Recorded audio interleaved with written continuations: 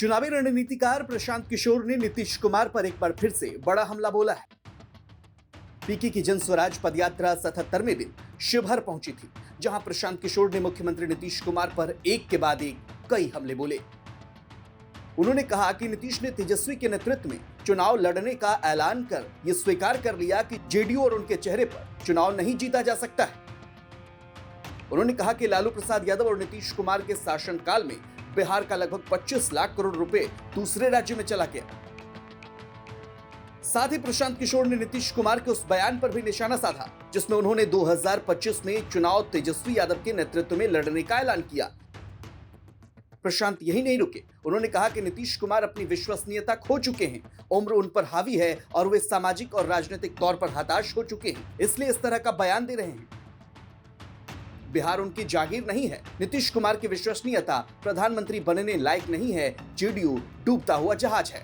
एक बात तो तय है, वो नीतीश जी ने अपने बयान में भी स्वीकार कर लिया कि नीतीश कुमार के चेहरे पर और तीर छाप के बटन पर उस पर तो कोई चुनाव जीतने वाला नहीं, वो तो दल बचेगा ही नहीं। इसलिए नहीं बचेगा कि नीतीश कुमार ने स्वयं ही मान लिया कि भाई हमारे चेहरे पे तो अब एक वोट मिलने वाला है नहीं, तो जिस चेहरे पर वो चुनाव लड़ना चाहते हैं उस चेहरे को और आगे उनको देना चाहिए, उनको जिम्मेवारी देनी चाहिए ताकि वो जिम्मेवारी पर जनता उनको देख पाए कि तेजस्वी यादव में कितनी प्रतिभा है, कितनी क्षमता है, कितना बढ़िया वो सरकार को चला पाते हैं। प्रशांत किशोर ने तेजस्वी यादव के 10 लाख नौकरी देने के वादे पर भी तंज कसा और कहा कि तेजस्वी यादव की कलम टूट गई है या स्याही सूख गई है, जिस कारण से नौकरी नहीं दे पा रहे हैं।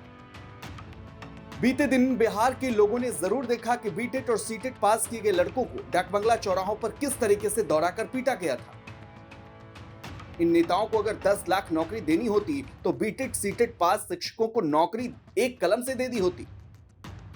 झूठे वादे करना, लोगों को बरगलाना, भ्रम में रखना इनकी पुरानी आदत है। अभी तक जो हम लोग देख रहे हैं तेजस्वी जी का जो परफॉर्मेंस है, जिसके नेतृत्व में महागठबंधन चुनाव नीतीश जी के शब्दों में लड़ने वाला है, साहब ने ये कहा था कि मैं जब आऊंगा सरकार में तो पहली कैबिनेट में एक कलम साइन, पहला जो डिसीजन साइन करूंगा वो 10 लाख लड़कों के नौकरी का है। अब पिछले 3 महीने से ज्यादा से कैबिनेट में है और कई कैबिनेट में कई सिग्नेचर भी किए होंगे कैबिनेट के डिसीजन पे। मैं ये सोच रहा हूं कि 10 लाख नौकरी वाला जो डिसीजन था, मतलब कलम टूट गई है या स्याही सूख गई है, ये तो नीतीश जी और तेजस्वी यादव ही बताएंगे। लेकिन हम लोगों ने ये जरूर देखा कि लड़कों को टीईटी और सीटेट के पास किए हुए लड़कों को डाकबंगला चौराहे पर दौड़ा दौड़ा कर मारा गया।